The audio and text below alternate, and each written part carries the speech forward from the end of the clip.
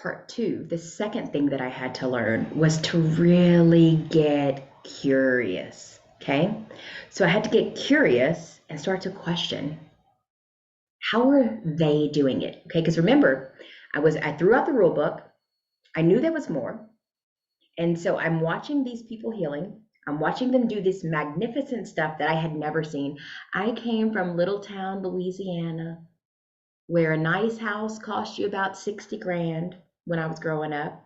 And there's just not a whole lot there. Okay. So I was very oppressed in that area. There was not a lot of exploration, ideas, open to new things, possibility, right? And then I found that that's kind of a human conditioning thing that's pretty normal in most areas. Maybe not the culture and the way that we lived, but the condition, the pattern, the generational programming, if you will. So everything is just kind of passed down generation to generation. And we do it this way because that's what grandma, grandpa said. We do it this way because that's what they told us. They said that's what's right. But y'all, times are changing. If you haven't noticed, the world has changed, right? Look at the price of gas. Look at our groceries. Look what we went through a couple of years ago with COVID. Look at technology, right? Things are constantly evolving and changing. And if you are not willing to take off the blinders from all that you've been exposed to, all the conditioning that your little area taught you, and see something bigger, you will stay there. And that is okay. It really is. I was there for a long time. I lived, I survived. I was fine. I was fine. I was fine. But now, I'm amazing. I'm fantastic. I'm satisfied. I'm free. I love life because I was willing to get curious. I was willing to ask some questions like, what if there's more? What if there's something I've never seen? What if, what if, what if?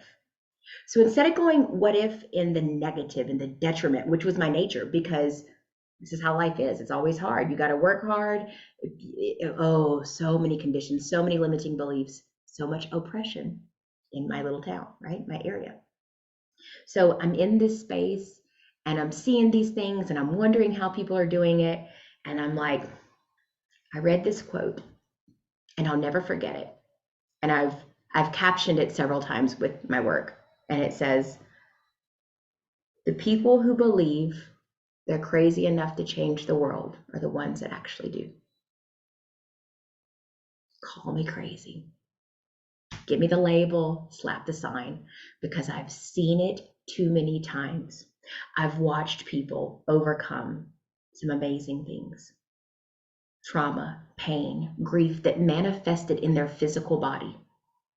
Illness and disease coming up under the surface of the skin and stopping your physical body from doing what you need to do.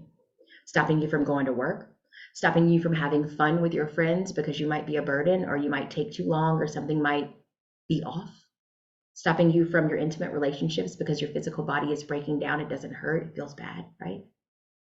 I watched it so many times. So, are you willing to get curious? Are you willing to ask? Are you willing to explore possibility? Is there something out there you've never seen or been exposed to? If you're willing to do that, you can go to the next level.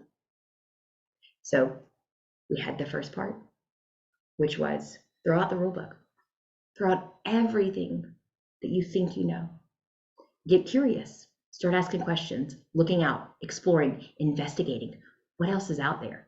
Who's out there that I've never met, right? You've never met me before probably, right? But here I am, and we've been introduced, and now we're in each other's world. And I hope you want to come along because it's so fun. So I'm going to bring you to number 3. Okay? And number 3 was the thing. It's the thing. And it's one of the hardest things I've ever had to do. So I can't wait to share it with you.